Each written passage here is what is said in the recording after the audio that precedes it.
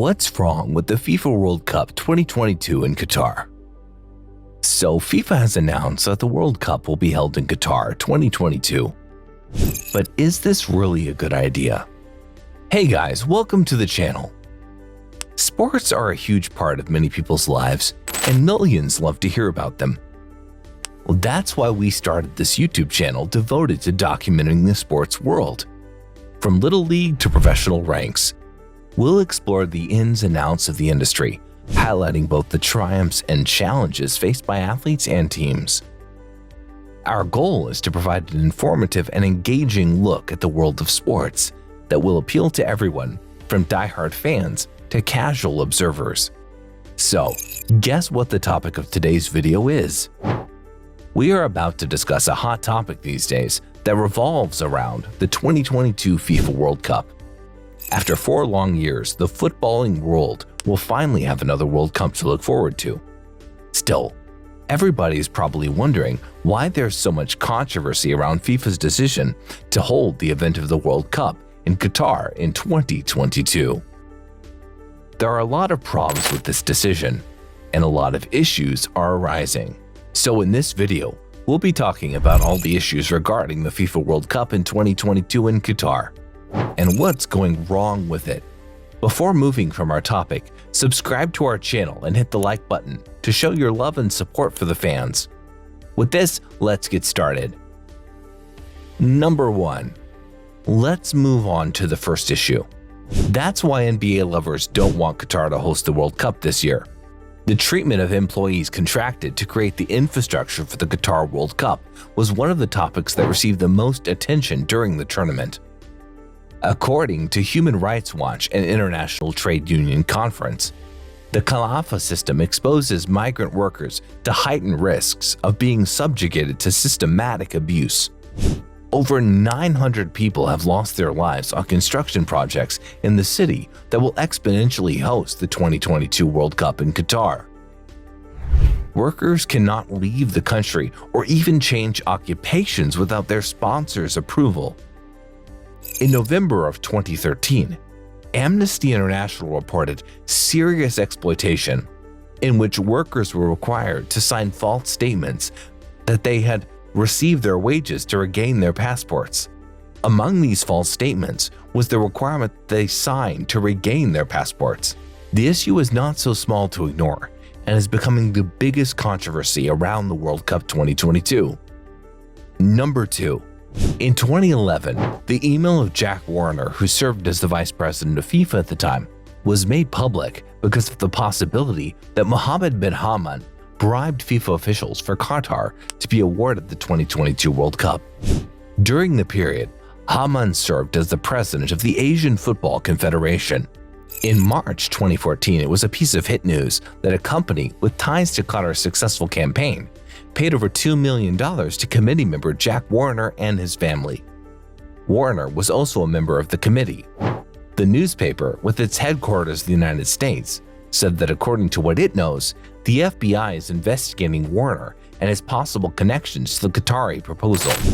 On June 1, 2014, news reports claimed to have obtained documents, including emails, letters, and bank transfers, supposedly proving that bin Hammam had compensated more than $5 million to football official institutes to support the Qatari bid.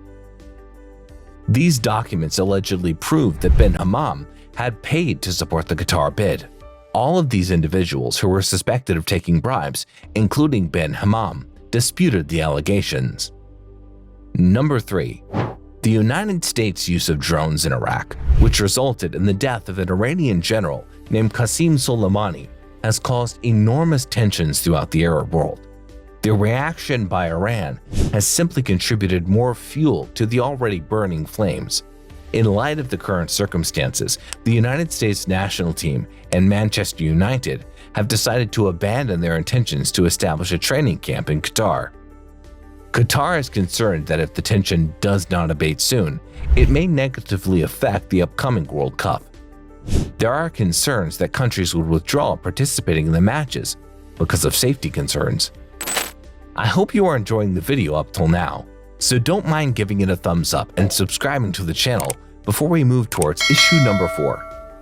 Number 4. In Qatar, being homosexual is a criminal offense. The penalty could be as harsh as the death penalty in some circumstances.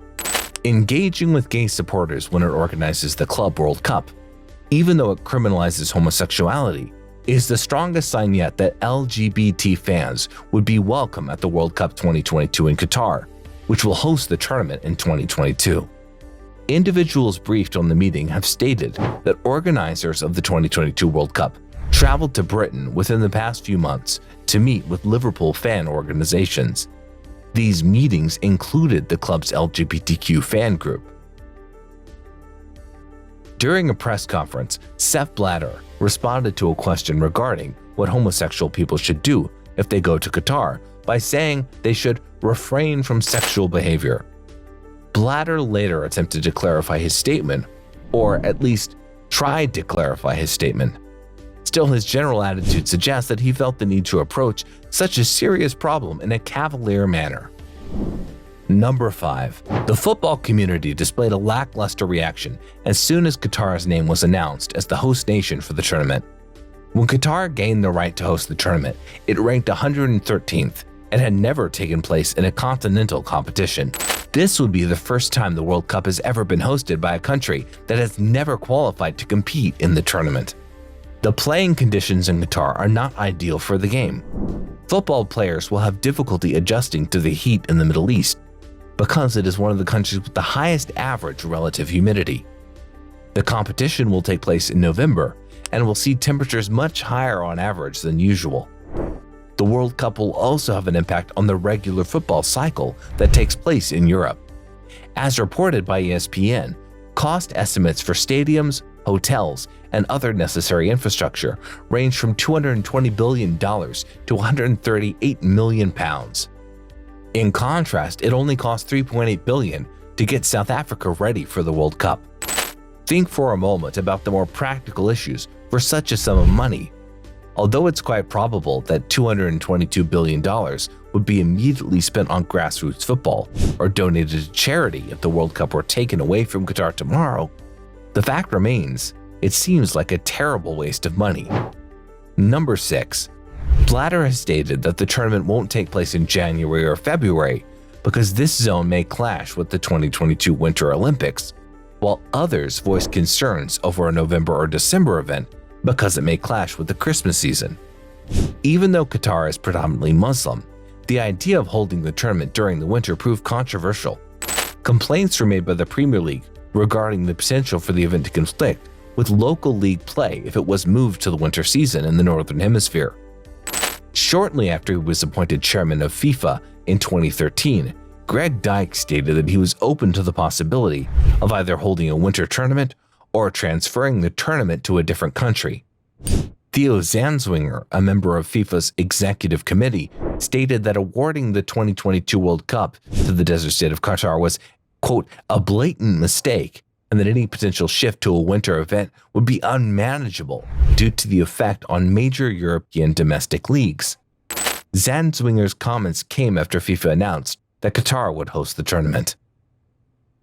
The competition will probably go on as scheduled, but the conflicts that have arisen due to the event will be discussed for a long time.